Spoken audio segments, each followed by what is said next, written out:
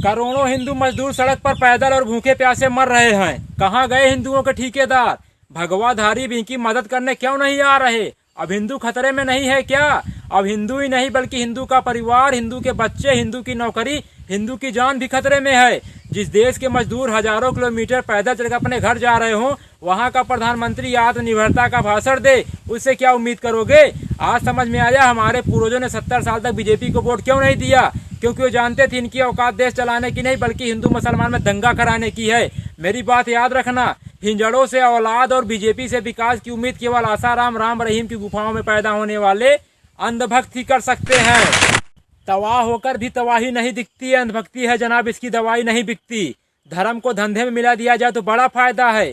किसान 50 रुपए लीटर गाय का दूध नहीं बेच पाता, रामदेव 90 रुपए लीटर गाय का मूत्र बेच लेता है। जिनको लगता है भाजपा समारोह की पार्टी है, सही है, क्योंकि सड़कों पर भूखे प्यासे रोते बिलखते मजदूर 90% दलित पिछड़े हैं। यही उनका मदद न मिल पाने का सबसे बड़ा कारण है। एक बात याद रखना, चाहे 16 मजदूर मरे, चाहे 16,000 मजदूर मरे, सरकार पर कोई प्रभाव नहीं पड़ेगा, क्योंकि सरकार पूंजीपतियों की है, गरीबों की नहीं। बटन दबाकर उंगली में स्याही देखकर खुश होना ही लोकतंत्र नहीं है। अपने अधिकार के लिए सरकार को उंगली दिखाकर सवाल पूछना भी एक लोकतंत्र है। रेलवे बिकेगा, एयर इंडिया बिकेगा, बिकेगा देश का कोना कोना। कोरोना से भी खतरनाक बीमारी है यारो अंधभक्त का होना।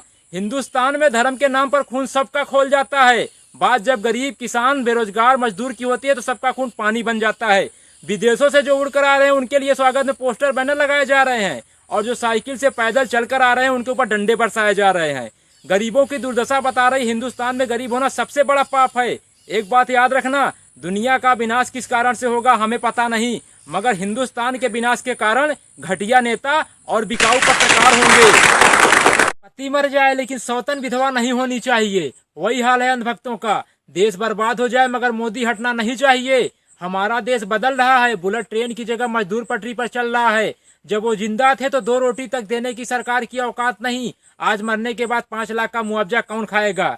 घर से निकले थे सपना पूरा करने के लिए, किसको पता था घर जाना भी सपना बन जाएगा। जब गरीब मजदूरों को पैदल सड़क हादसों